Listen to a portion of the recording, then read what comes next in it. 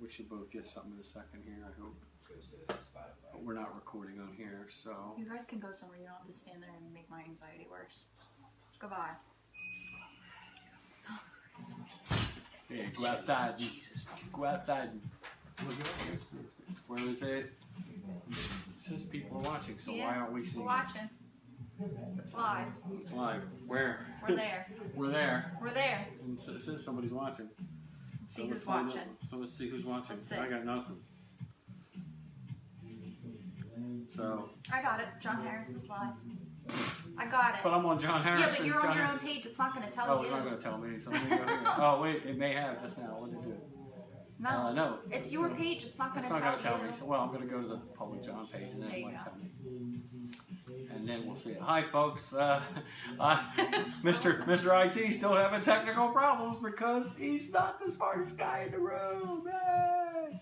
It's okay. I usually don't know how to work But technology. she's actually telling me. So you know what? You'd have to sign out of this one and go into the public John. This is the public John. No, you're on yours.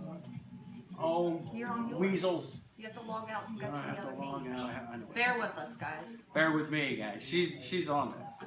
This is what I was telling you in the post. Deanna's on this. I got nothing. I got nothing. Come on. All right, here we go. I wonder if that guy won tonight. The Jeopardy guy? Did you see that? Oh, I don't know. Oh, there's a Jeopardy guy. It's unbelievable, this guy. He is, it's probably on here. Now you're just on the page. I'm on the public John page. Which Yeah, you're on this page, but you're still logged into your Facebook. But yeah, but normally, that's where it gets.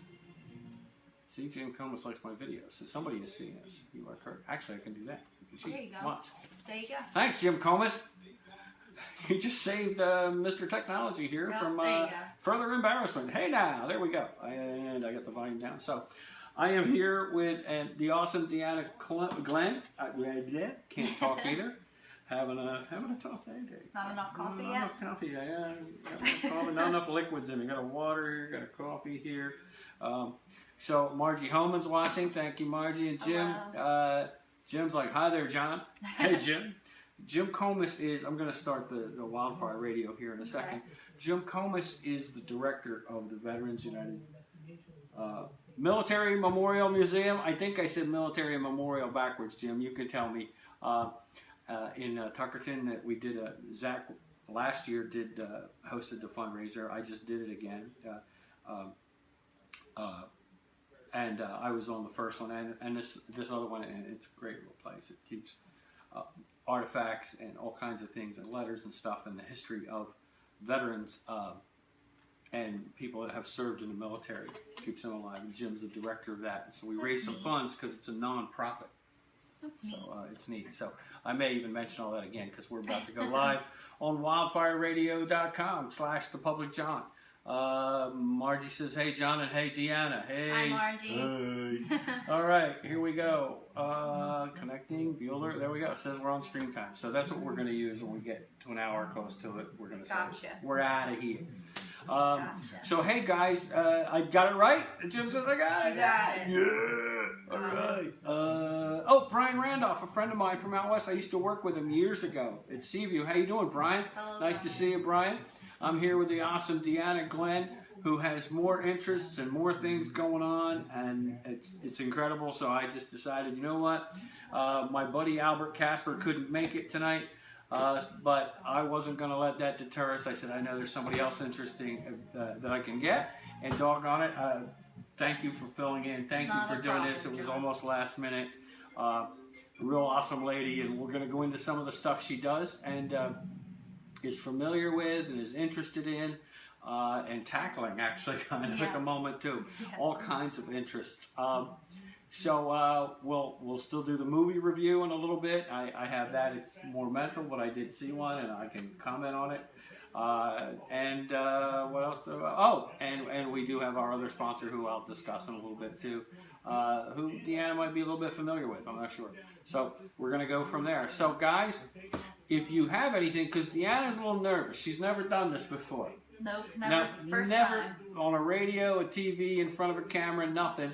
But as you can see, I think she's a natural. She's not nervous. She's already, well, I'm saying she's not nervous. I'm sure she Not is. showing it. But she's not showing it. She's doing great. When did I do that? You're a mess. I'm a mess. I don't even know what I did. That looks like you have something stuck in your finger. Doesn't it? Yes, I probably do. Well, we'll have to find out what. And the reason you would know that, yeah, she'll look at it later. And there is a reason she would know that, and we'll probably get into that. So guys, if you have questions or comments or just want to say hello, either way, let us know, because Deanna and I we'll talk about just about anything. I don't care. It's the Public John Podcast. We got an hour. We got an hour. And we're going to have some fun in this hour, I hope. So if you guys help us out, that would be great. Interact with us. I'm not going to hook up the phone tonight because I think most of you are going to interact with us on Facebook. So there you go. Deanna's going to share it. So that's awesome. Hey, my friend Jeannie has joined. Jeannie Sankiewicz. Do I say that last name right, Jeannie? I always knew you by Jeannie Coffee, and I keep trying to pronounce your last name the way it's spelled, Jeannie Sankiewicz. Hey, Deanna Glenn joined. Awesome. Thank you. That's Deanna Glenn, just in case you guys missed the joke. That's Deanna Glenn. And Maddie Coughlin, my buddy from North Jersey or New York. Maddie, where actually are you from? I know John's from New York. Maddie's really funny and puts out a bunch of stuff on Facebook and everything. He's hysterical. Hey, Vicky Gadley joined. Hi, Vicky Gadley Bobbitt. Vicky! She joined. She's a friend of ours and Maddie's and Johnny Perino and a whole bunch of us. They're up toward North Jersey and New York and all that stuff, and come to watch some friends of ours and us do some comedy stuff, and those guys are really great pals, I got great to support. experience that comedy stuff. Yeah, you got to see that a couple weeks ago over in Ventnor. Yeah. That's right, you are not Ventnor, here in Elmer, right? First comedy thing I've ever really been to. I've never Really? watched. Yeah, I've never watched comedy. Really? Before, What'd you think? Believe it or not, I had fun. It was nice. Really? Yeah. We were in Elmer at New Dodgers Market. Jersey. Maddie Coughlin says he's from Jersey. Awesome, Maddie. Thanks. Because that means he didn't just tune in. He's actually watching and listening. He's listening. He's listening. You the man, brother. So, hey, what's the Phillies-Mets score? Are you watching that right now? Because if not, John Perino is, I'm sure. Yeah, we had a show at New Dodgers Market in Elmer, and Zach Reed from Quinn Broadcasting was the host and did a nice job. But you helped out with the camera, which was great, and that was nice of you to do. All I had to do was push a button. Yeah, but you kept an eye on it most of the night too, and that was really cool. So I'm new to that too. Yeah, you're new to that too. You're learning all kinds of stuff day by day. Zane Burney, he wasn't on that show. He was actually at the museum show we talked about earlier, which we're going to discuss again because we were off camera talking about that on the Facebook feed, which was the Veterans United Military Memorial Museum, right, Jim? VUMMM, which is dangerous because it's like boom. Yeah, mouthful. Boom. So thanks, Zane, for pumping in. Zane is hysterical. He's funny. And like comedy show funny? Yeah, he's a comedian. He should have been out. Actually, he was at the one for the museum, and he's done a couple other things for us and with us, and he's very funny. I heard some funny jokes at that show. Yeah, I actually was laughing quite a bit while I was there. Oh, really? Yeah. Which apparently surprises her. She's like, great. Not from you, John. I'm gonna go. Yeah, I didn't hear any funny things from you, John. And you know what? You probably didn't. Well, actually, the one thing you might have heard that was funny was really somebody else's joke I told her she could keep forever. No, I laugh quite a bit when we talk. It's okay. Yeah. I do. No. Well, the cool thing about Deanna is she's a great listener. She's got a good sense of humor, and all the stuff she does too. She's got a big heart, so it's really kind of cool. Which kind of plays off. No, none of these things is not like the other. No. Stop, John. Stop. So I help out when I can. And you do great. You do a good job. You're funny, and you're a great person to talk to, and you're educated, and you've been enough through life that people should kind of listen to you. Well, so, thanks, John. Thanks. And people right now are going, is John really sincere? Where's the joke? He's setting her up for the big fall. He's getting all emotional. Really, thanks, John. But what I really hate about you is, I'm gonna have to send you flowers when you get your eye fixed. Oh yeah, I get the eyeball fixed. Man. I got, I've been singing all day. And the people at the ophthalmologist, when they gave me that, I'm sitting in there, and they're like, da, da, da. I go, all in all, I've got Sammy Davis eye. They're like, oh my God. Gonna have to send him flowers now. He's being nice. Yeah. Oh man. Oh, it's scary. Yeah. How is the coffee, Jim? It's not as good as the coffee that I had at the museum. Jim says he's the chief cook and bottle washer there. And he does everything there, and trying to raise money for the Veterans United. See now, Jim, I lost it. Veterans United Military Memorial Museum. I probably said something backwards again in there. Probably have said it 3 different times, 3 different ways. It's in technically New Gretna. You get a chance, folks, you got to go there. Jim Comas is a great friend of ours, and we were talking off camera earlier. I got off camera. We were actually on camera, off microphone, but it's the old term. And about this museum, and it's really great. And it keeps the memory of our service people to the forefront, educates people. They go out and do tours at schools and churches and gatherings as well. They take some of the artifacts, letters from soldiers they sent home, equipment, weaponry, old-time weaponry. They actually had some things that I remembered. Hey, Andy, how you doing? Andy Julia helped me found Jersey Comedy. Very funny comedian. You ever get a chance to see him, go see him. I'm going to have to start going to You are. You need to go to more of these shows because I'm telling you, he's hysterical. And Dan Mahone Sr. joined. A lot of people are joining in. Zach Reed joined. Thanks, folks. So this museum is awesome, and it's got some cool stuff. And where is it at? It's in New Gretna. Oh, now see, you sounded like a professional there. And where is the museum? Well, it's on Route 9 in New Gretna. New Gretna. It's on the way to Tuckerton. It's right on Route 9. It is a smaller town. Okay. So when you take the Parkway north, or you go on Route 9 north, the museum's actually on Route 9 north in New Gretna. You would get off the Parkway. Okay. Very easy to find, and if you can say the name right, it's easy to find. It is. That's true. That's true. Actually, I think there is a sign out there that you can go. I'm pretty sure that's what John was trying to say. It just says VUM. Veterans. No, it actually says Veterans. Now you got me. Veterans United Military Memorial Museum. So, Jim, if you're still listening, if I said it wrong again, let me know. Because I did have a problem, even on the podcast. Jim did a podcast with me. Yeah. And I go, and I've known it for years, for 2 years now, and I still keep, so it's a lot of fun. So I want to thank all you folks for joining in. I know this is like the late show version of this. This is the latest we've ever went on the air. Hence both of us with the caffeine. That's right. My cold coffee. Your cold, yours as well. Yours is cold on purpose. Yes. Mine is, cold because I sit too long. The second show of the night lets it go. So, hey, Andy, you don't have to thank me, buddy. What's true is true. You're a funny bastard. Ooh, see, I can say bastard. See, we can talk. We can swear on here. Oh, jeez. So if you get into something and it pisses you off, Won't you tell can that just. One that. I won't. He already knows that actually. So if he comes out here and does something, you can go knock it off, and you can just say whatever you want to say. Amber Lynn joined. Hey, Amber. Hi, Amber. So. Margie, do you notice that 90% of your viewers tonight are males? I think after the post, yes. When I almost said something about, hey, well, I think I did say good news, great news, or bad news, great news. Yeah. And I almost said something about, you make the call, Albert Casper or Deanna Glenn, and let's see which way the votes go. Albert, Thanks, I was just going to go, Albert, you're out. I'm not even going to take the vote. I'm flattered. And well, you should be, because Albert, since he started shaving his head, looks nowhere near as good as you. I won't shave my head. Don't shave your head. Don't do that.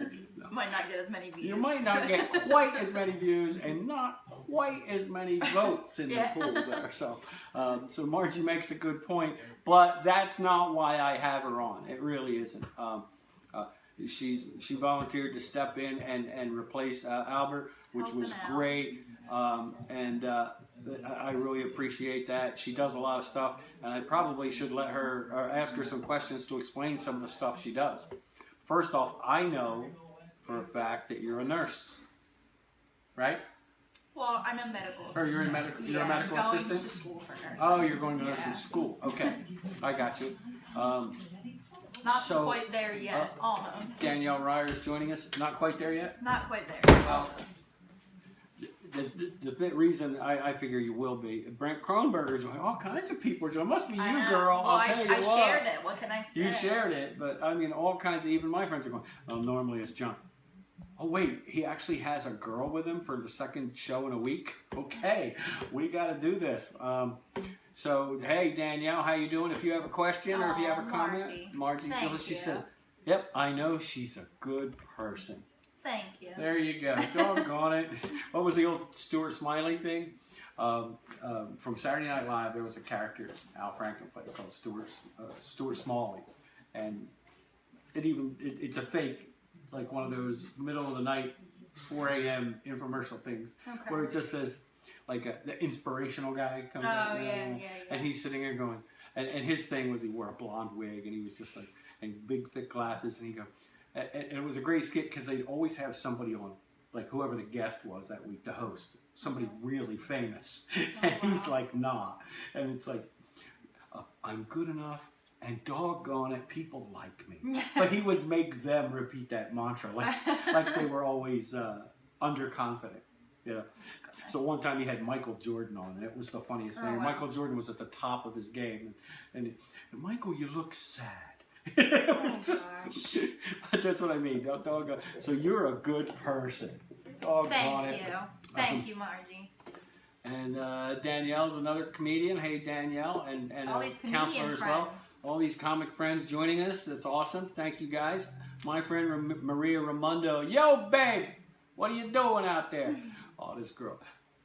Her laugh to me, and I've told her before, but her laugh to me is so infectious. When her and I get together somewhere, it's like two little kids.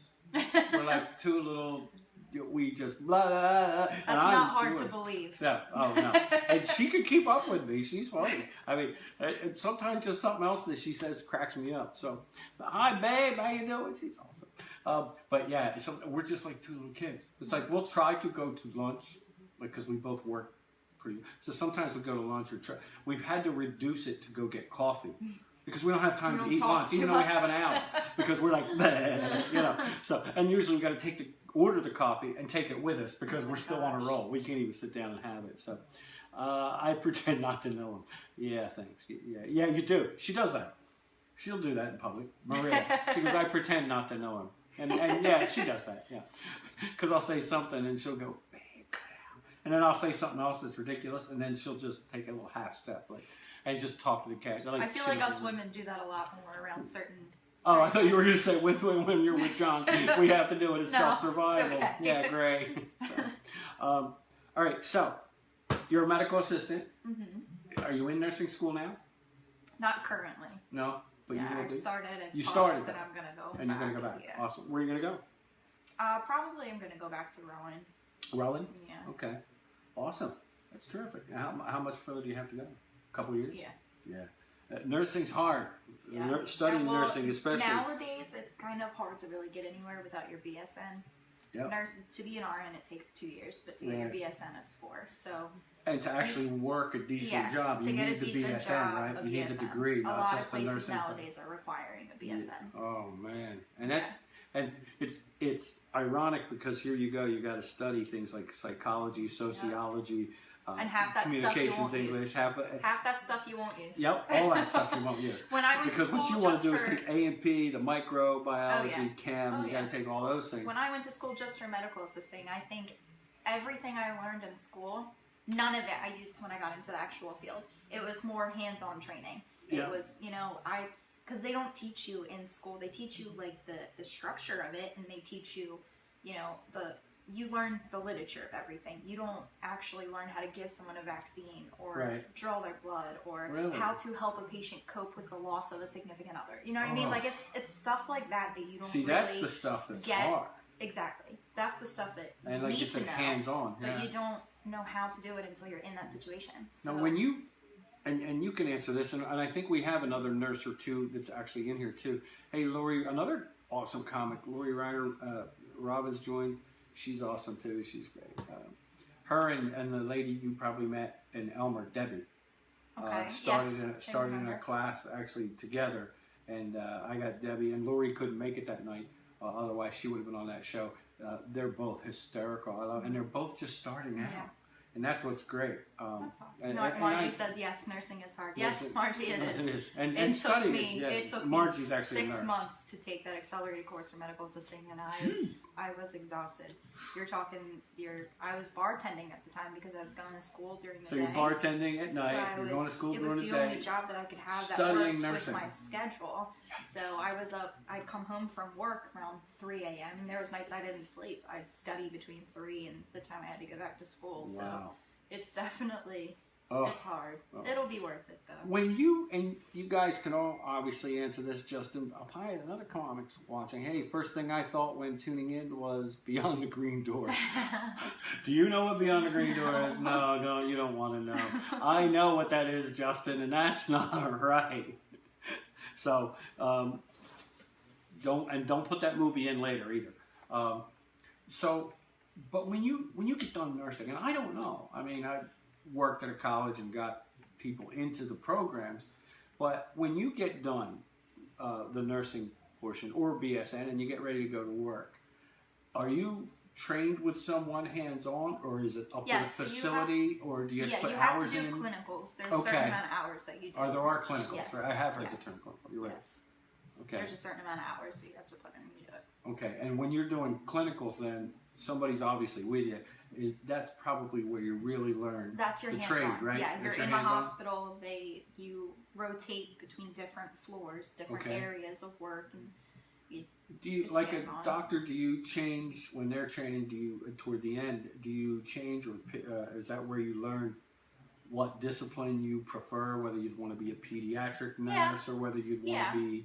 I mean, I can personally say that when I first got into the medical field, I wanted to be in pediatrics. Okay. And then I worked for family medicine for 3 years, and I wanted no parts of pediatrics because my heart was too big to work with pediatrics. It was too much. Let me tell you something. You're dead on right. When I was in law school, and one point you already made is true. A lot of things, if you learn in law school, is you'll never use anything you learn in law school outside of it. I mean, you remember some basics that what the law was founded on, and that's really what they're teaching you. And then they try to teach you how to take the bar exam. Zach Reed says, hi, John. Hi, Zach. And Robin Stranahan, who is tight with Andy. Hi, Robin. How are you? If you need any pointers or mentors, let me know, Deanna. So there you go. Oh, that's right. Margie's a nurse, isn't she? That is right. Well, thanks, Margie. So that's I'll have to get in touch with you. Yep. So the cool thing is you already know is a lot of what you're going to learn, even getting your BSN, is stuff that you're never going to use. Yeah. I used to have a joke about algebra, saying they're making me take algebra at my age. And I'm getting A's at every class. And then I get to algebra, and I'm really struggling with it, even though it's not that hard. You just have to pass the class, because you're not going to use it afterwards. I'm never going to use it. And I said, wait a minute, I'm going to go to law school. And what do I do to get my client off? Your Honor, A plus B equals AB. Yeah. Therefore, my client cannot be guilty because his name starts with AB. You know, I mean, I'm never going to be able to use that, you know? That's not legit. No, so, best lawyer I've ever known. It's because you never had me represent you. It's because he's a good comedian. It's because I'm a good, that's right. You go into court and go, Your Honor, ladies and gentlemen of the jury, there once was a man from Nantucket. I mean, what do you think? Bam, suddenly you got him on your thing. Mike Kenny joined. Mike Kenny's from actually here in Bridgeton, Kenny Security. Mike, is it Kenny Security Agency? I forget. Tell me the name of your company again. And actually, I got to get a hold of you because I want you and your wife to be on one day. But they give security classes and offer some as well to the community too for self-protection, especially for women or whatever, to how to at least protect yourself, or how to use pepper spray, or how to make sure that you're okay, and how to look for things and watch for things and be alert. So it is, you might want to think about it. It's a pretty good deal. Justin, what do I do to get my client off? Why, I can't be a lawyer. Oh, jeez. That's why you can't be a lawyer. But you're killing this show tonight. Yes, Well, we are. Thanks, Justin. Appreciate it.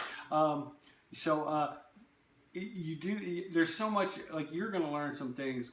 That or not learn, but you're going to take some classes and learn some things that you will never use. Oh yeah, 100%. And There's already been things that I've taken a class for that I've never used. Yeah, like I said, when I started in the medical field, everything that I did, just on my first day, I was like, right. Yep, I'm not going to use anything I went to school for. Yeah. Because it's all hands-on. Yeah. You don't really know things or know how to actually do something until you do it yourself the first time. Right. So, and it's a lot of what we do in life is like that. I mean, don't get me wrong. I am pro-education to the point of where I've taught as an adjunct professor in some colleges and have taught in police academies and done all kinds of things. And I am very pro-education. You can never have too much education. Oh, I agree. But I will say sometimes the education you need needs to be the right education. Yes. You know what I'm saying? Yeah. Even when it comes to, the programs. Programs change every year, but when I was in school, they didn't teach me anything about, the computer. Right. And when I worked at this doctor's office, everything was electronically recorded. Yep. Everything was on computer. So you're working with, electronic medical records. You're working with programs for the patients. There's so much more. No, see, that's a course that they probably needed to say. What other courses will be? Well, let me see. If she's going to be in the medical field, well, then obviously she's going to need to know get you to an intro to computer class.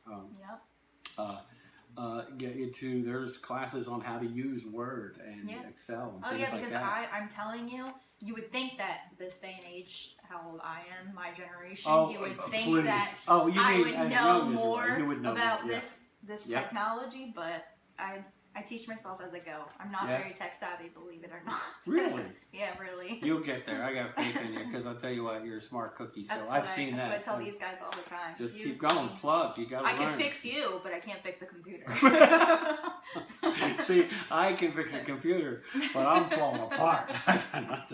I got nothing. So yeah, we've got some people joining us. Frank Ton joined. Mallory joined. Mallory's a friend of mine. Thanks, Mallory, for joining. Jimmy Church from Quinn Broadcasting and Manny Hurtado from Seaview. They've joined, so it's cool. Face. I don't know what that means. Probably means me face the camera more because He's probably talking about my bitch face. Oh, your bitch face? It comes out every once in a while. Does it? I don't know if I've ever seen the bitch Probably face. not. Yeah, no. And I'm going to go for at least another 36 minutes and hope we don't make it. I just said Frank's here. He says, hi, guys. Hey, Frank, how you doing? You ever notice that? It's a rhetorical question. What's that? Rhetorical questions are really questions you don't really mean. Like Frank, don't get me wrong, I like Frank, but if I say, hey Frank, how you doing? I could be opening myself up to a whole can of stuff, It's like when you walk up to somebody, hey, how you doing? You really don't want the answer, You just want somebody, most of the time. See, you're different. Because you'll say, how you doing? And I'll go, all right. And sometimes you'll say to people, and you'll know that I'm not all right. And you'll know, you don't look it, But most of the time, if I'm asking how you're doing, it's because I know you're not okay, and I want you to tell me how you're doing. Yeah, exactly. See, that makes you a good human. I'm not me, not so much. I'm ready. I don't, This whole thing started as a way for me to indoctrinate myself to get me to go out and start talking to people again. I did it myself, so this is what I got to do. But even the blurb this takes some guts. Before I sat down, like I said, I've never been in front of a mic or a camera or anything like this. My hands were sweating. I was actually nervous.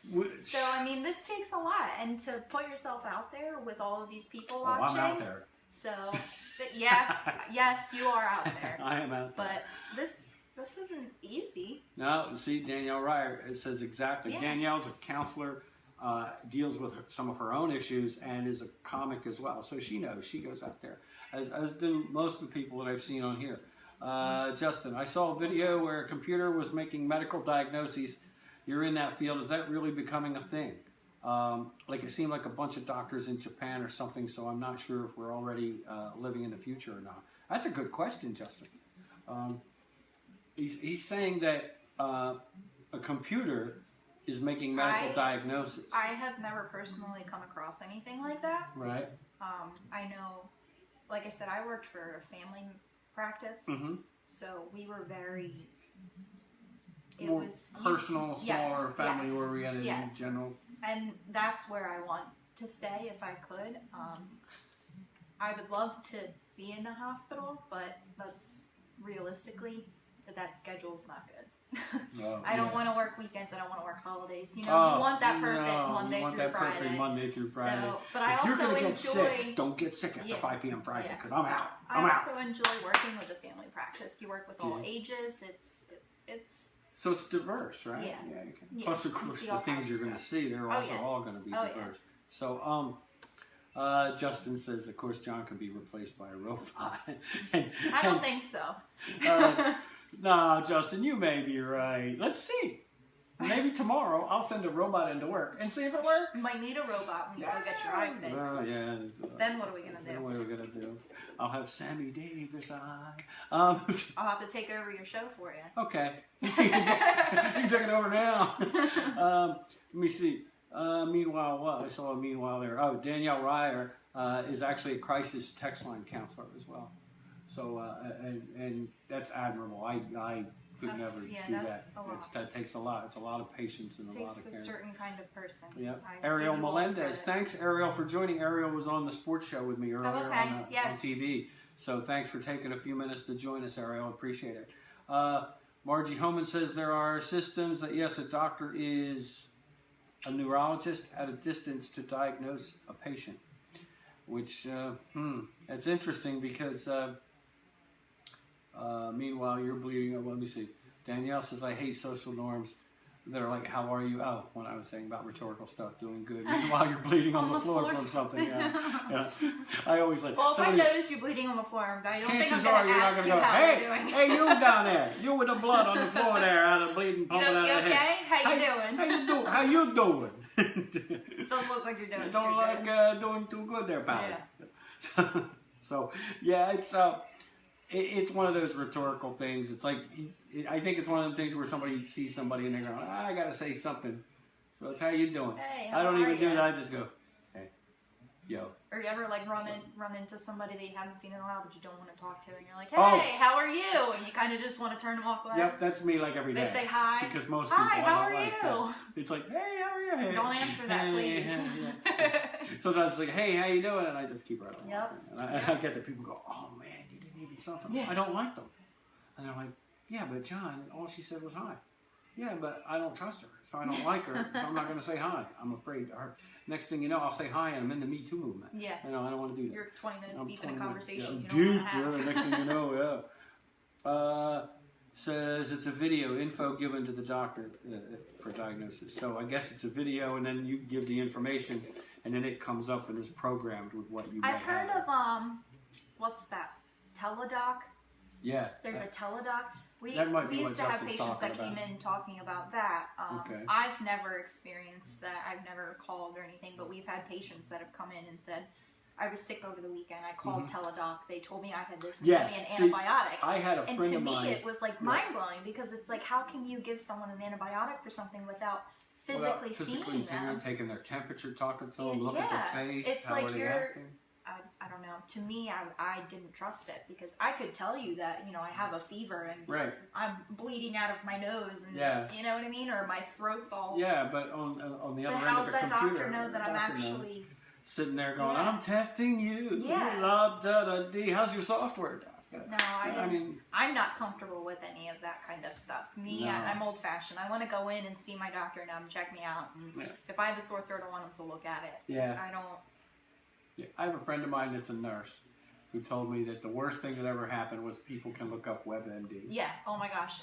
The amount of people that come in and say, I actually had someone come in one day and she had like an ulcer on her cheek and she was like, I looked it up on web and by the end of that conversation she had cancer. So I was like, I can't. Oh my God, that's so funny. Please, guys, stop looking things up on the internet. Oh God, that's awful. I might look it up after the doctor has told me. Yeah, exactly. Please do not look up things on the internet. John, you got latinitis, somethinitis, whatever it is. What is that? Well, it means this. Well, I might go to WebMD after he's told me. Yeah. Or she's told me and say, I got this. And most of the time, I don't like looking it up because then I'm like, well, what are the side effects? Well, that's and what I happened don't to me want to know. with one of these things I have, and I looked it up and I went, holy crap, right? And I went, no, I can't really have. Is it going to do that? So I went to the doctor that I had taken some blood tests and stuff, so they wanted to see me the next day. So I went in and I printed this stuff out, and I went, Doc, you told me I got this. Yeah. You do. But then the doctor's very serious and went, no, John, you do, and that's why you're back today, and we have to deal with it, and there's some things. Or there's and I'm like certain side effects, like medications. Yeah, there's medication side effects. I don't even look at the side effects for medications because if I look at them, then the next day I'm going to have them. Don't you love those commercials? Something's wrong. I love the commercials. Like I always tell the one about Prozac, and it just goes, that's right, Prozac for when you are feeling a little bit down but want to feel better. So the side effects of Prozac. Yeah. Yeah. And then at the very end it says, and possible suicide thoughts. If you have suicidal thoughts, talk to your doctor. That's why I'm taking the freaking Prozac for crying out loud, so I don't have suicide thoughts. But now it's a side effect of the suicide. You take a medication to fix a problem, but then you end up with a problem from the medication. So you gotta be worse than the problem. You gotta be kidding me! Oh my God, it's awful. And of course, I'm one of them that I try to fight through everything, and it's weird because I've had friends tell me, "You have this, which seems minor, and that's the thing you'll gripe about." But then when you have this, you don't tell anybody. And I'm like, I'm the same way. I try to. You know what? It's because I want you to help me out if I have a cold by giving me some information, or if you have some cough medicine, or if you have something. But if I got, whatever, if my head chopped off and falling on the floor, there's not much you can do about that, so don't worry about it. I'm the same way. Or if I'm on the floor bleeding and going, hey, how you doing? There's nothing you're going to do. I try to tough it through a lot of stuff. It takes a lot for me to reach out and be like, hey, I need your help. Yeah, exactly. It's hard to ask sometimes. Let me see. Can you give me the link to your website? I'm afraid I might end up on WebMD if I Google. Let me see. One of Margie's jokes is about WebMD. Something is about a phone triage. The doctor's talking via video, and then this is the other one is like a phone triage. We did phone triages in the office I worked at too. Yeah, we would triage the patients, get their symptoms, and find out what's going on, and then we would determine. Patient, right? Yeah, but then we would determine whether they needed to come in or not. Right. So if I'm talking to you and triaging you on the phone, and you're having symptoms that I'm genuinely concerned about, I'm going to tell you to come in and see the doctor. Right. So yeah, we did a lot of phone triage. Oh man, but I could see the point for phone triage. Yeah. WebMD in advance, not a good idea. But afterwards, maybe not a bad idea if you need knowledge. I did have one doctor tell me, you have this. I'm explaining it to you, but I don't think you're getting the grasp of it. I do want you to look it up on boom. I mean, if there's something you're still genuinely concerned about, I would ask your doctor, not Yeah, exactly. Call the doc. I mean, Amber Lynn's with us and liking us. Apparently she's waving. Hi. There we go. That was, I know, a dumbass joke. Tom Corliss has joined, and Danielle, is there a good cure for people who need suicidal thoughts? Oh my gosh. Danielle, I don't think so. I mean, let's face it, we could sit here and joke about it, so I don't want to do that. Yeah. It's not something you take lightly, and suicidal thoughts, not, and Danielle, you work in that field, and I'm sure you're along the same lines, is that the only thing you can do is maybe let the person talk and let them know that you're there to help them if somebody does have that. And a lot of times when people are in those situations, they don't want to talk. Right. They shut themselves out, and that's one of the biggest things with people that have those thoughts, or people with depression or suicidal thoughts, or they shut themselves out. They don't want any interaction. The worst part is, and I took an FBI class a long time ago on John's crisis just done it all. I'm telling you, man. He's done it all. And now you guys know why I'm tired. I'm just trying to catch up so I can get some rest. And this class was crisis intervention, and went through the negotiation process for a while, doing those a few times. And that's why they sent me to the class, to get that range, the right way to do it. Fortunately, nothing ever bad happened. I was fortunate in the times that I had to go through this.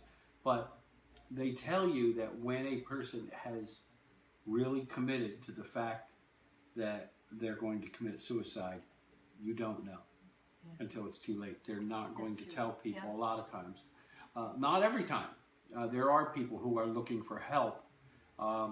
They may not say they're suicidal, but they may say they don't want to be here anymore. There's little buzz phrases and words. You really got to pay attention to and you have to things listen because, to people. Like he said, it's when you're in that situation or when you have those kinds of thoughts, your first reaction is to shut people out. Yes, it is. So a lot of times you don't know about it. And you don't know about it until it's too late. Carl Martin joined. Thank you, Carl. Danielle Ryer is an expert in suicide prevention. Usually people, you try to reach out and it's frequently ignored. That's true. The myth is that suicide is a surprise. It's not necessarily a surprise, I think, if you observe and watch people, like you've said, Danielle, like Deanna has said, in retrospect, people could see signs. Exactly, you see signs. She's telling me it's a myth about the crisis intervention. Now, I don't mean, Danielle, that it's completely. I agree with you that there's always signs. If somebody knows something, there's always signs. There's always things somebody is saying. There's always some kind of an indication, but sometimes they're just not going to come out and tell you. A lot of times they're brushed off too. Yep. Because you don't ever think that person would do something like that. Carl Martin, giving away possessions. That might have been something we talked about a couple minutes ago. Oh, no, that's a sign. He's right. I understand what he's saying now. That is one of the signs they said, is you have somebody giving away possessions, but they're giving away very valuable things that you're like, really? Or they're selling it so cheap just so it's gone. You don't want it. Margie says, absolutely true, John. I experienced this firsthand with a family member. Sorry to hear that, Margie. This has gotten too heavy. Yeah. This is the Public John podcast, and we're getting sad. We're getting emotional again. We're getting emotional. I don't like him. I don't like emotion, damn it. Stop it. I don't like emotion. Yeah. See, that was a fake anger. Emotion. No, it's a tough subject. It is a tough subject. And folks, one thing I will say is anybody that listens or watches anything I do, there are suicide hotlines, and it sounds silly to say Google them. It's just that I don't know what they are off the top of my head, but please research and look up if you need to talk to somebody. Please do that. Reach out, call someone, and make sure somebody will listen to you, because there are people out there that will listen to you. So don't be afraid to do that, and you're never bothering anybody. No. If you get to that point, but you can always reach out. There you go. Same thing. Reach out. Let me know. There's a friend of mine I've talked to recently who's going through some hard times, and I didn't realize it until he told me. But I'm glad he told me. But I'm sure he's probably mentioned it before, and you kind of like little things. Mentioned, right? And the more I thought about it, when I talked to him, I remembered that he mentioned this piece of it, and then maybe that piece separately. But he finally told me, and I'm glad he did. Danielle, thank you very much. You can text 741-741. It's a crisis text line. There you go. That hyphen you have there, Danielle, is that 741-741, or is it the 6 numbers together? I do want to stop because I don't want people to be upset too. Carl Martin, always love you guys. Stay good. Thanks for tuning in, Carl. We appreciate it. Kelly Shannon joined. Do you know Kelly? Oh, I know who Kelly is. Thank you, Kelly, for joining in. There's a lot of classes about crisis intervention and not telling you the entire truth. That's probably true. One thing to remember is that we're all human, so we do the best we can. But let me see. Somebody here.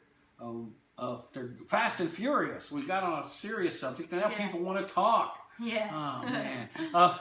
Okay, you got any good... There we go. Good fart jokes, John. Okay, a 10 to 11. I'll post the prevention line. Or call me and I'll tell you jokes to feel better. There you go. And Danielle, yes, the National Suicide Prevention Line. I've seen that posted and I have. A bunch of places. And folks, that's what it's called. So even if you have to look it up, I'm going to give you the number. But even if you have to look it up, it's the National Suicide Prevention Lifeline. It's 1-800-273-TALK, which is 1-800-273-8255. Please text. Please text. It's a text-only line. It's a text-only line, but that's fine. I mean, please use it. Please use all these resources.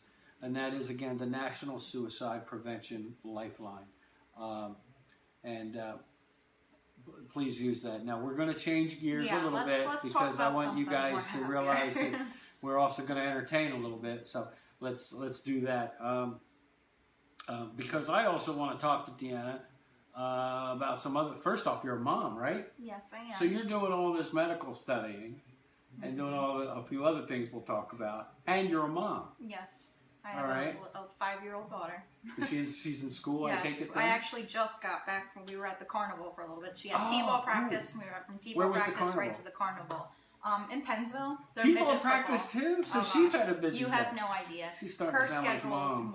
Her schedule's more than mine. Really? She's got dance and cheerleading and T-ball and yikes. Got it all. She's got a dance recital coming up soon. Her opening game is this weekend for T-ball. Awesome. Yeah. T-ball. She's a busy kid. Has she played T-ball before? No, this is her first year. Oh, man. First year for everything. Mom, you're going to have fun. You could probably take a Vegas pool as to how many innings they get through. Oh, I know. Yeah, it's brutal. Now, some places I've been, do they let the entire lineup bat for the one team, and then another one they do the same thing? It's definitely all for fun. Oh, my gosh. All for fun. If you get a chance, just one time, you've got to videotape. I'm telling you, there's like no such thing as strikes or anything like that. Nope, that's it. Nope. You're up there until you hit that ball. Until you hit the ball. 90% of the time, you're on first base, whether they catch it or not. And how many hit the tee and never hit the ball, really, but the ball comes off at some point. It's funny. They're all characters. It's so funny. Some of the things that they do while they're out in that field, they're like... Earlier today when they were practicing, one of the kids had hit the ball out into the field and they all went swarming. It's like a bunch of ants. Everybody they all like herded together. All gonna get that piece of bread to take back to the hill. We're all sitting back here covering our eyes like, oh my gosh, they're gonna bump heads. Like this one's gonna crash into this one. Oh god. It's comical watching them. It's funny. A friend of mine, Mikey Bailey, joined. Hey, Mikey, moo. He knows what that's about. So he joined. Thanks, Mike, for joining us. So that's going to be entertaining for you as well as fun for her. Oh yeah, she has a ball doing it. And that's what matters. As long as she's having fun. She has so much fun. She thinks it's the coolest thing. Now you took her to the carnival. Where was the carnival? In Pennsville, at the Riverview Beach Park. Nice. Over there.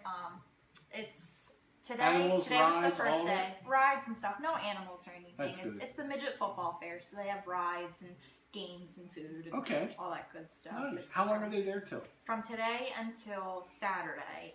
Today and tomorrow was family night, so you get a wristband for $25. Ooh. And you can also buy a wristband for the whole week for $45. Okay, and what's that get you? Everything? Like the rides. All the rides. Oh, all the rides for the whole time. Nice. Yeah. That's awesome. She loves it. Little kids are cute when they're learning to play. I have friends that have their kids in soccer and they just want She wants to do soccer too, but right now we're just focusing on T-ball. You're full, right? I can't do soccer now. You gotta give mommy a break, dude. You may not need a break, but mommy needs a break. Oh, that's awesome though. I like it when kids want to be involved. That's awesome. She loves it. That's great. She loves it. Okay, you're doing other stuff too. So we would be remiss if we don't mention some other things that you do. You're trying to learn a new field, almost kind of like an intern kind of thing, I think, right? Yeah. You're kind of, just watching. Just learning. watching and learning. What are you trying to do? What is that about? I'm not really sure. I haven't really been knee deep in anything to actually say that I don't like it. Oh, okay. I enjoy being around but what here. Is it? I've been helping here at Quinn. Quinn Broadcasting. Yeah. Okay. So you're learning.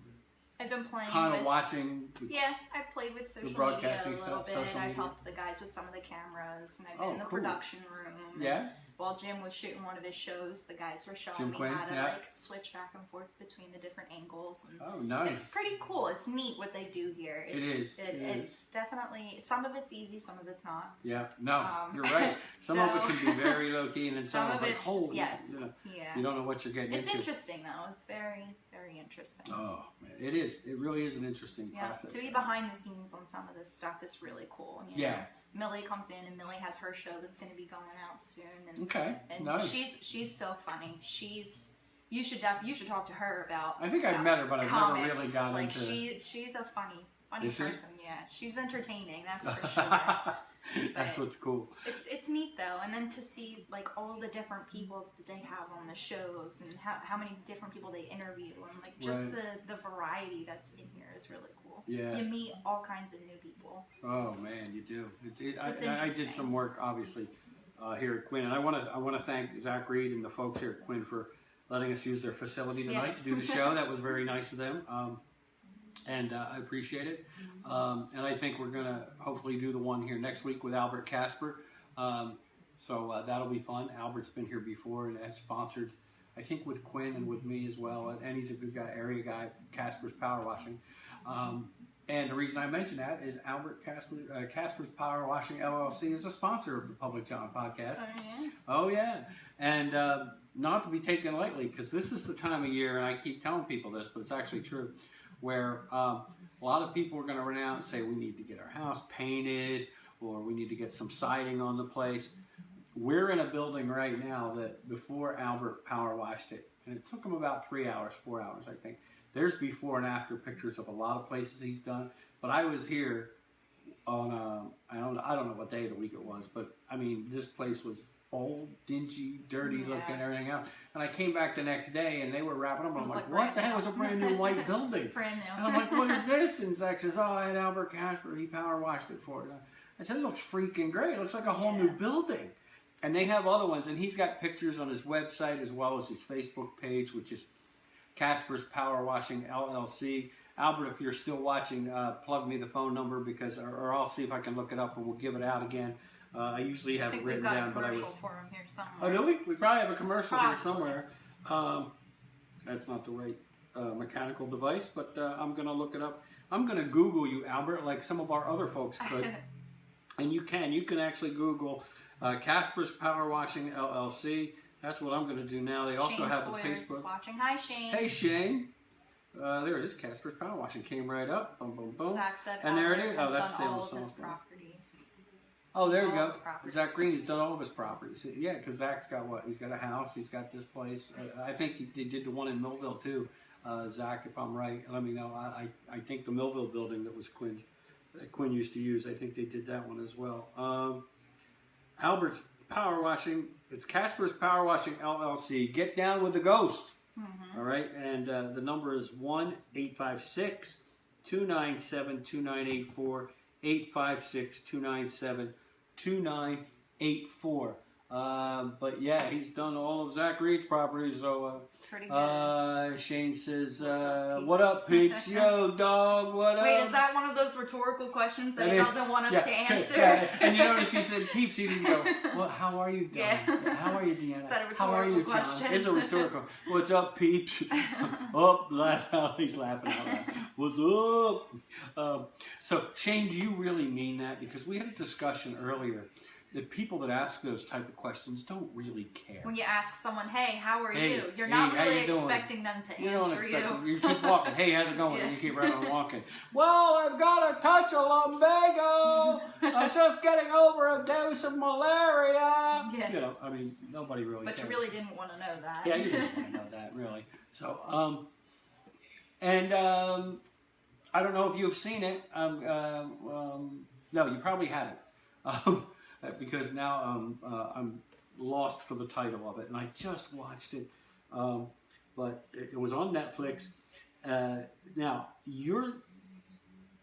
I'm going to take a chance here. Have you ever seen Animal House? Mm-hmm. Okay. Whew. All right.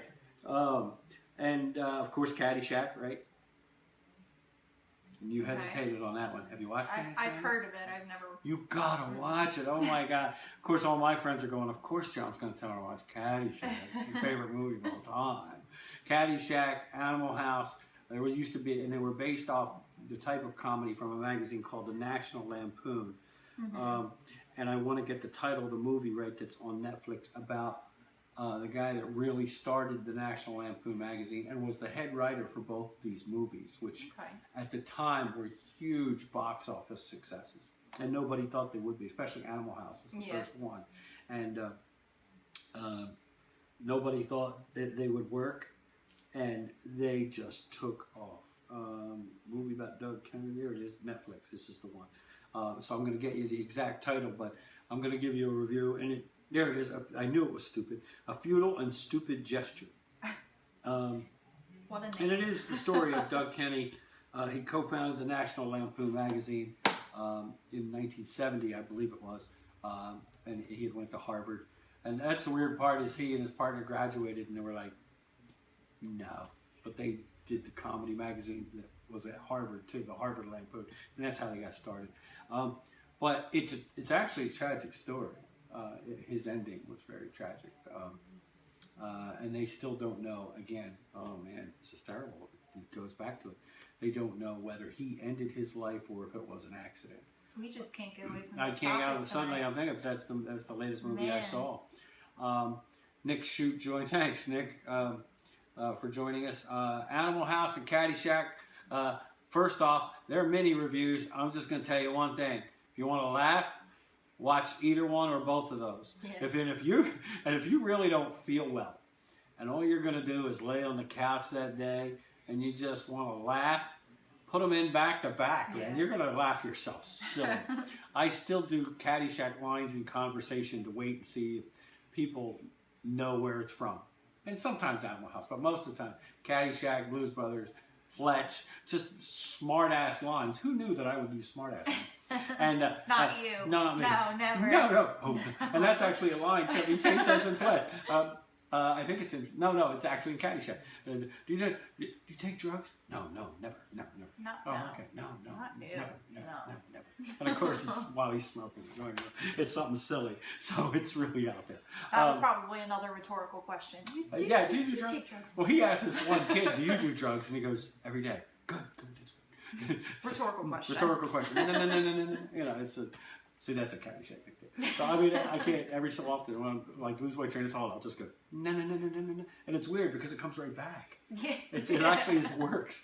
So I don't know. I came up with how. I don't know. Caesar EJ, I can't read it. My eyeballs. Madison joined. Hi Caesar, thank you for joining us. Nick Shute. Do cheese, man. He says you can do cheese and chong, man. There we go. You're right. I like cheese and chong too, Nick. They're funny. Anything to please the listeners and the viewers, guys. It's awesome. Thank you guys for tuning in, and thanks for interjecting with us. We appreciate it. Having a good time with my buddy Deanna Glenn, and Deanna's filling in for somebody who couldn't make it tonight. We thank you, Deanna.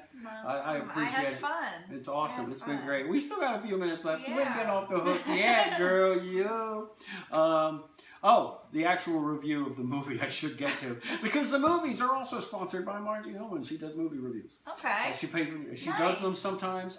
She's got a background in acting and in entertainment, singing. She's starting out as a comic as well. So she volunteered to sponsor the movie reviews, which is nice of her. And every so often she does one. But in this case, I did this one.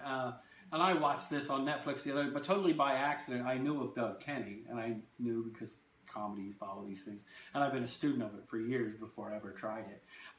And had the cojones, Nick. I had to have the cojones to try comedy on stage, man. It was the only way I could think of saying it. So I watched this movie. And some of the things in it I actually did know already, so I must have read something about Doug Kenny before. But it does really go into what it took to get those movies made, what it took for him, and actually the sacrifices he made, and the emotional trouble he had between his parents as well. He was always looking for approval from his father and never really got it. So it wasn't just a comedy. And I like the way they did it. They had an older Doug Kenny, if he lived, at one point talking to the Doug Kenny that had just died at his funeral, and says, "This is me if you got older." Yeah. You know, and he's telling, and that's the guy who's telling the story. So it's really a neat deal.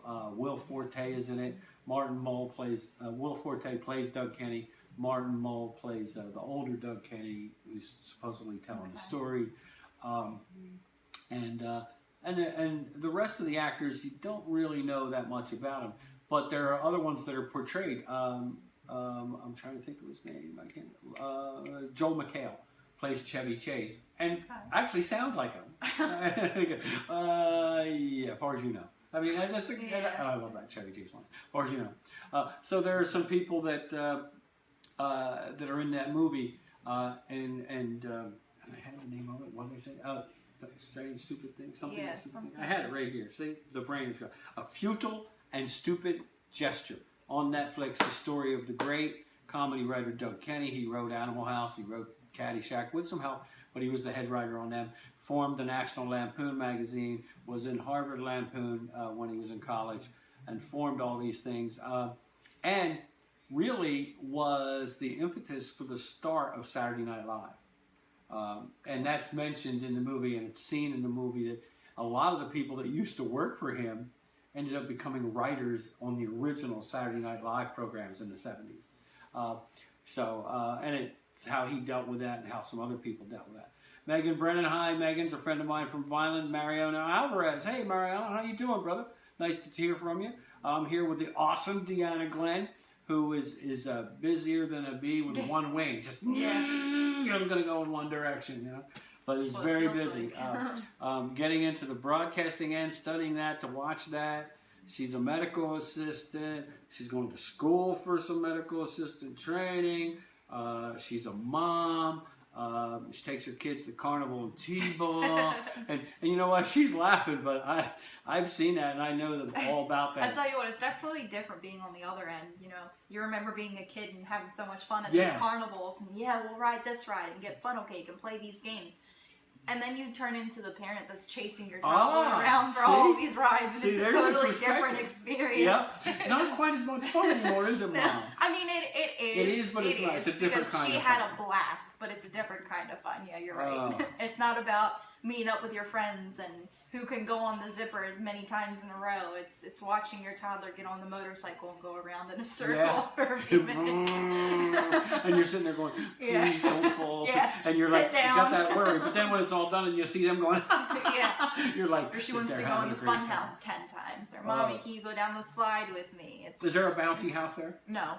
Oh. They have those, the trampoline things, though, that they hook up to the bungee cords and they bounce on the trampoline and cool. flips and stuff. Okay. She did that too.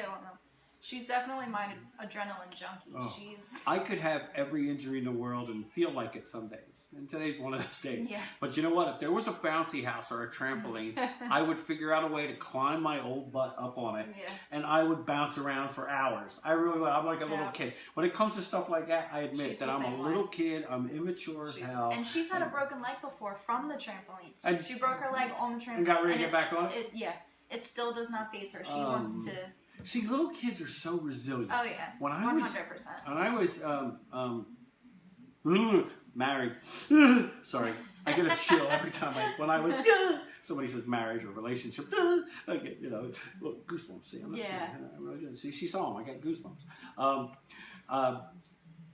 The little one was about 4 years old. He had broken his leg. He had an older brother who was 8. He was playing midget football. Now, I was helping coach midget football, only because of him, obviously. He was the littlest guy on the field.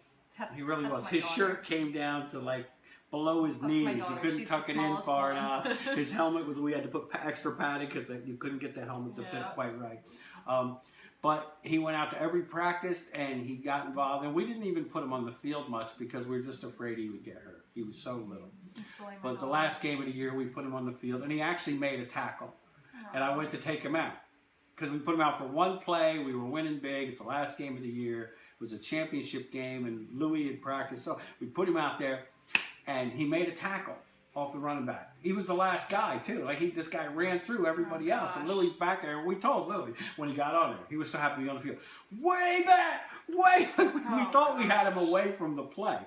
Because my wife, his mom, is watching. She goes, I don't want him hurt. I thought, well, I don't want him to get hurt. But, honey, he's been practicing all year. He wants to get in a game. Yeah. So we put him in a game, and he's sitting way back at the 10-yard line.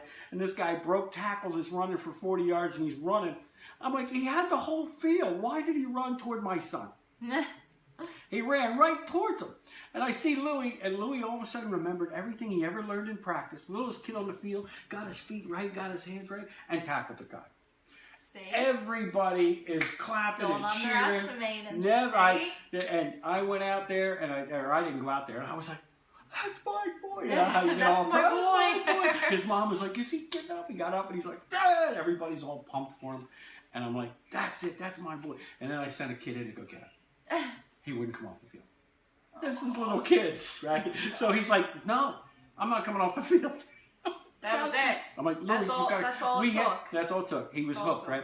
So the first kid I sent out there came out. Louis made the play again on the same guy, who I guess wanted to prove that he could run Louis over.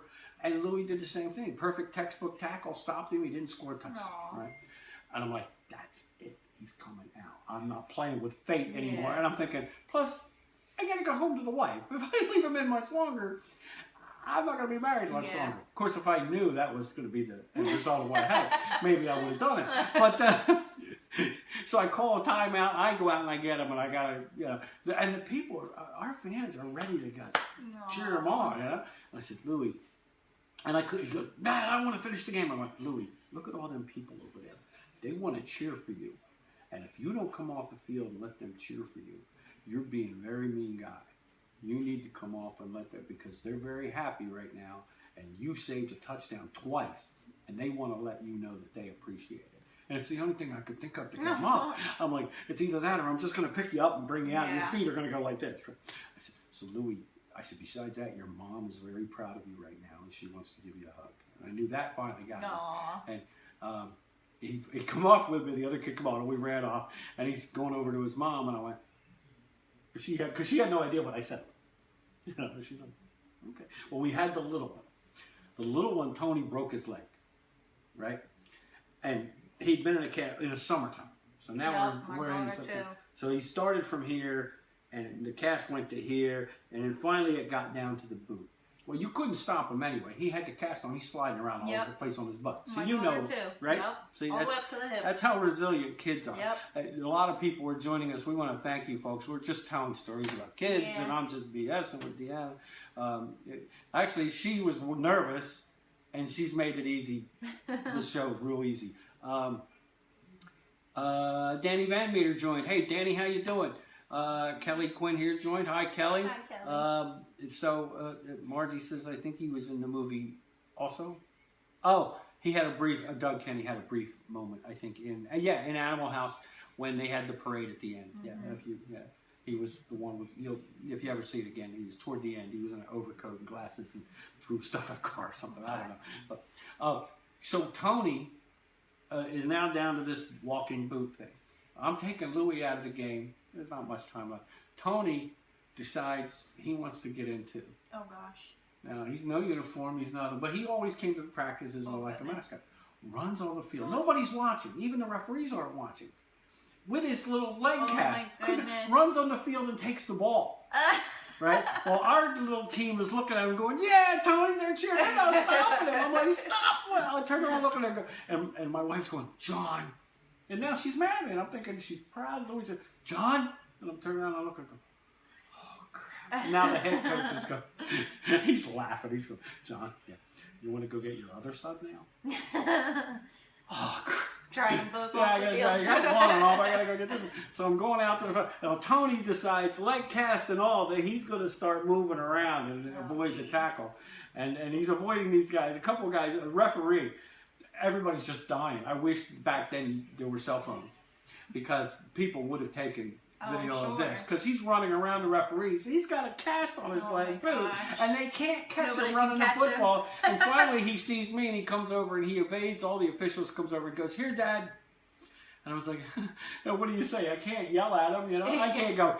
I went, thanks, buddy, thanks. Now go see Mom and Louie. Thank you. You ran really. He goes, and he's looking at me. He's waiting for some validation. Yeah. And I'm like, aren't you proud of me too? I know, Dad. Look, Dad. I avoided all these guys, and you're not even. And I just went. That was a heck of a run, buddy. You broke tackles. You did great. Thanks. You avoided it all. You just nobody could get you. And he really did, because he got a broken leg and I couldn't catch him. And he's like, thanks, Dad. I said, okay, go see Mom now. Okay. And he goes off. The kid was just phenomenal. If I told him to tackle a tree, he would have went, okay, Dad. Oh my gosh. He was awesome. Those kids were great. So, I mean, I do have a little bit of that now. A little bit of the experience. Being on that end and of you it. get proud of it, but you also get happy with it, but you're so concerned. Oh, yeah. And you're like, oh my God, please. Oh, yeah. Tony, I'm like, don't re-break your ankle. I'm watching these kids throw the ball at each other, and I'm like, she's not going to catch it. She's not going to put her glove up. She's going to get hit in the face. She's going to get a black eye. And I'm like, oh my goodness. Oh, God. Because they're launching these balls, man. I mean, so a few of these kids have some arms on them, but they haven't grasped the concept of like putting the glove up or down. Yeah, or I went through that. Whatever. Yeah. And I took a shot I'm like waiting for someone to get it. Oh man, it's scary. It really is. But then again, they're having such a good time that you don't want to. You can't do that. You can't do that. Like even today, my sister is actually one of the coaches for the t-ball team that my daughter's on. Yeah. And she was helping the kids hit off the tee earlier. And she went to put the ball on the tee, and the little girl had swung the bat before she pulled her hand away. Oh. And she had an Apple Watch on, and it smashed the whole screen. Oh, I would cry if something happened to my Apple Watch. She's like, well, I guess I need to get a new watch. Yep, man, it's $300, $400 going out the door. Gotta get another one. A lot of these kids, it's their first time, so they don't know. So they don't know. Yeah. They don't know any better. You can't be mad at them. Good night, Danielle. It was fun listening to your show. Thank you, Danielle, and thank you guys for tuning in. We're probably going to get close to wrapping it up here. I want to thank everybody for your comments. Thank you to everybody that's tuned in. I think we had a pretty good crowd tonight. Yeah, and the reason we did is because of my guest here. She was awesome. Thanks. It may have been her first time, but it shouldn't be her last time. I'll tell you what. You were awesome. I'd love to come back on. Great. Well, I'm going to have you on then if you want to come on, because this was a lot of fun. One of the things where you don't necessarily have to have a subject. Yeah. You know, and it's just let it loose, and that's part of why I like doing a podcast. So, so you're still going to be here doing some stuff, I guess, just learning and studying for Quinn, basically, right? Watching, seeing what goes on. Yeah. All right, that's cool. Behind the scenes. Watching behind the scenes. Yeah. Well, keep plugging away, because I think you're going to be great. Because you just seem to me like the type of person that just goes in and you tackle it and you don't do anything halfway. Yeah, you know? that's my... To the point of where it's obsession. I've seen you a couple times, and it gets obsessive. It's a good thing, but it also can be a bad thing. Yeah. Oh, yeah. You could lose sleep Sometimes over it. You get yourself so too much about riled easy things. Yep. I mean, but it's a work ethic. You get riled up about silly things, but then again, it's hard work. Because it's worth it, though, when you finish it and you do it right. Yeah. You know, and you think, hey, okay. The end result is always a good thing. It's just hard work. So, so I want to thank Deanna Glenn for coming on, filling in for Albert Casper, who couldn't make it tonight. Albert, we know that we'll be catching with you maybe next week. I'll get a hold of you and we'll chat. I know you had circumstances today and you couldn't make it. And thank you for letting me know. Thank you, Deanna, for stepping in. You're welcome. Awesome. This was awesome. Thanks, Albert, you got a lot to live up to next time, brother, because I'll tell you what, this girl kicked it, okay? She killed this thing. So I'm gonna get out of here. Thank you, folks, for watching. Thanks, Margie Homer, for sponsoring the movie review. Thanks, Albert, for sponsoring the Public John for Casper's Power Washing LLC. Thank you, Zach Reed and Jim Quinn, for letting me use your building tonight and letting me use your facilities. That's awesome. But the biggest thanks go to you tonight, girl. Thank you very much for coming on. Well, thanks for having me. We had a good me. time. It was great. And I'm not even going to put the pictures of you and Albert up because I know which way the vote would go. No, obviously, I don't think so. Oh, I think so. I've seen Albert in person too. Aww. He's okay, but he's not the... No. Albert would be the first one to say so. And should be. So Margie Homer says it was a great show, and thanks, you're welcome. Margie. And welcome here. And thanks, Danielle. Thanks, Robert Scarpa, for joining in. Thank you to everybody who's tuned in tonight. You've watched and listened to the Public John. If I could get Zach out here for a minute or somebody to help me here, we can shut the video off, or I'm just going to get up and look as unprofessional as possible here in a second. We want to thank you. It's wildfireradio.com/thepublicjohn. Leave us bald-headed people alone. What? Right away, he thinks I'm picking on him because he's bald. Well, he's not bald anymore. He's not bald, number one. And number two, that wouldn't be the reason. Because there's so many other reasons I could pick. That would not be the reason. So, So we're going to leave Facebook, and we're going to get out of here, folks. Thank you for joining us here on the Public John Podcast. We'll be back soon. Thanks, Deanna.